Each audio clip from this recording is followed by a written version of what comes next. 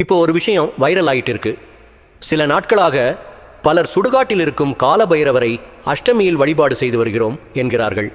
சுடுகாட்டில் மாடன், சூலினி, மயான காளி, மயான கருப்பு போன்ற தேவதைகளுடன் பைரவரும் உண்டு. நல்ல இல்லறத்தில் உள்ளவனுக்கு இது போன்ற தேவதை வழிபாடுகள் எதிர்மறை பலன்களையே தரும்.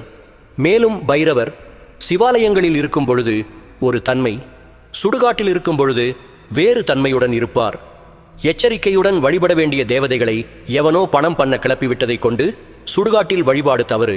கடந்த 2 வருஷமா திருச்சி ஓயாமாரி சுடுகாடு ஒவ்வொரு தேய்பிரை அஷ்டமி, கிருஷ்ணா பக்ஷா அஷ்டாமி நாளும் மக்கள் கூட்டம் கூடுகிறது. சோழவந்தான் மதுரை அருகில் அங்கேயும் அஷ்டமியில் மயான பைரவரை வழிபடுங்க, உங்கள் குறைகள் எல்லாம் நீங்கும் என்று சொல்லி பணம் சம்பாதிக்கிறாங்க. சாமியார்களும் வீடியோவாளர்களும் கூட பதிவு செய்து பணம் சம்பாதிக்கிறார்கள்.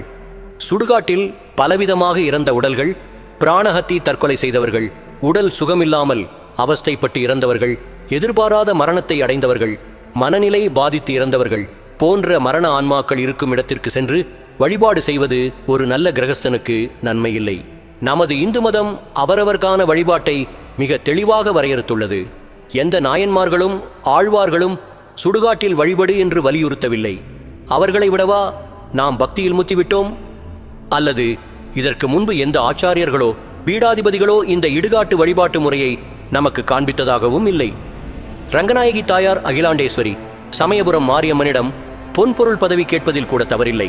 ஆனால் பிரதேங்களை காக்கும் பைரவனிடம் சென்று நீங்க உங்க விருப்பத்தை கேட்டால் அவரால் தர முடிந்தது சிவலோக பதவிதான். எங்கே என்ன கேட்க வேண்டும் என்ற முறையும் உள்ளதே. நல்ல சிறப்பான அசைவ உணவு கடையில் சைவ உணவு கேட்கும் கதை இது. இன்னும் விளக்கமாக சொன்னால், எவனோ பணம் பண்ண கிளப்பிவிட்ட இந்த தேய்பிரை அஷ்டமி சுடுகாட்டு கோவில் வழிபாட்டை இன்று இங்கே எது எளிதில் விரைவாக கிடைக்கும் என அலையும் கூட்டம் இதை நம்பி ஒய்யாமாரியில் விழுகிறது. பலர் சுடுகாட்டிலேயே இரவு 12 மணிக்கு நேரடி ஒளிபரப்புகள் செய்கிறார்கள்.